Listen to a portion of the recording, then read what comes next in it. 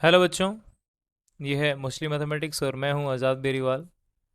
Question number 11 देख रहे हैं 5.3 एक्सरसाइज का। क्वेश्चन है कि if the sum of the first n terms of an AP is 4n minus n square, what is the first term, that is s1। What is the sum of first two terms, what is the second term. Similarly find third, tenth and nth term. तो जो question में given है वो देख लेते हैं solution start करने से पहले। और गिवन है sum of first N terms. Sum कितना होता है, एस एन होता है ना। S N equals to 4n minus N square. और पूछा है ना क्या, what is the first term. तो हमसे फर्स्ट टर्म पूछी है, एस एन पूछा है।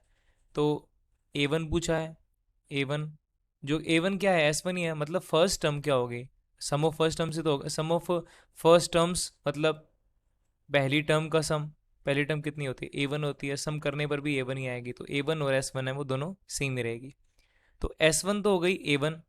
एस टू कितनी है, टू टर्म्स का सम, ए one plus A to.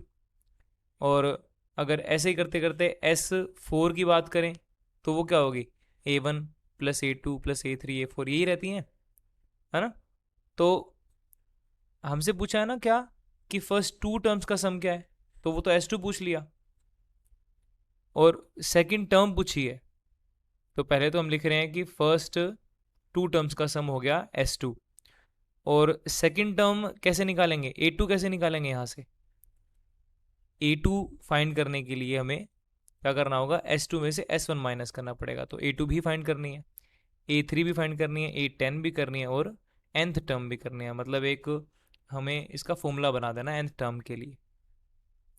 S one निकाल रहे हैं जो कि ए वन ही होगी। एस वन क्या होगा, सीधा वैल्यू पुट करनी है एन की। जो है एन की जगह पर क्या आ जाएगा, वन आएगा। 4 × 1 minus one square, 4 - 1। S one की वैल्यू आ जाएगी 3।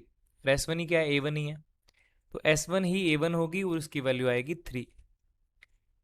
अब एस वन की वैल्यू आ चुकी है, तो अभी हमें एस टू निकालना है। एस टू क्या होगा, एन की वैल्यू को 2 पुट कर देंगे।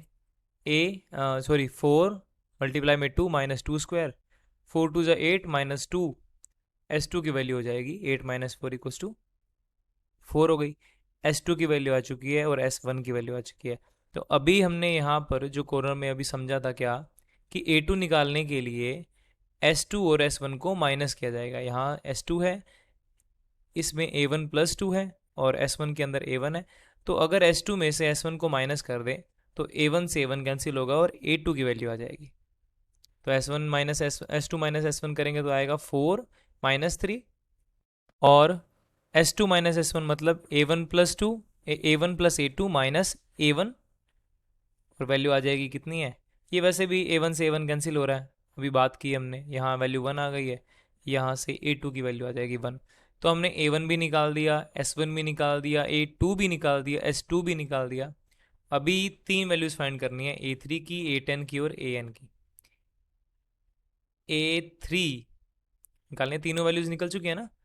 ए थ्री निकालना है, तो सबसे पहले करते क्या है, ए एन ही निकाल देते हैं ना। सिंपल फॉर्मूला बन जाएगा, उससे वैल्यू निकाल देंगे। ए एन रहेगा A plus N minus one into D. अगर हमें ए एन निकालना हो तो ए की वैल्यू क्या रहती है, ए वन जो कि 3 है। और डी की वैल्यू कितनी है, डी कैसे निकालते हैं, A two minus A one. A two कितना है, अभी तो निकाला था 1। और ए वन कितना है 3, तो 1 - 3 करेंगे, डी की वैल्यू आ गई है 2। तो ए की वैल्यू भी हमारे पास है, डी की वैल्यू भी है। दोनों वैल्यूज इस फॉर्मूला में पुट करेंगे और ए एन की वैल्यू निकाल रहे हैं। ए एन हो जाएगा 3 plus N minus one, D की वैल्यू -2। अब ए एन के लिए सोल्व कर रहे हैं, A N equals to 3 minus 2n plus 2 हो गया। और सोल्व करेंगे तो आएगा 5 - 2n। ये एन की वैल्यू आ गई। अब यहाँ से इजीली हम ना ए थ्री और ए टेन की वैल्यू निकाल सकते हैं, क्योंकि ये दोनों तो निकालनी थी, ये बाकी थी। ए थ्री की वैल्यू आएगी, यहाँ एन की जगह 3 रख देंगे, 5 - 2 मल्टीप्लाई 3। ए थ्री की वैल्यू रहेगी 5 माइनस, ये कितना हुआ, 2 3 ज़ा 6, और ए थ्री की वैल्यू आ गई है -1। और ऐसे ही A10 के लिए सोल्व करेंगे। A10 इक्वल्स टू n की वैल्यू 10 पुट करी, 5 माइनस 2 मल्टीप्लाई 10, ये आ गया 5 माइनस 20 और ये आएगा -15। A10 की वैल्यू -15 आ गई। सभी की वैल्यू वैसे फाइंड कर लिए, इजी क्वेश्चन था। अगर समझ रहे हैं तो इसको। A3 की वैल्यू -1 है और A10 की वैल्यू 15 है। यहाँ पे वैल्यूज़ लिख देंगे। A3 आया कितना, -1, A10 आया -15 और AN हमने सॉल्व किया ही था, कितना आया था 5 माइनस 2n। आपको क्वेश्चन समझ में आया होगा। Thank you.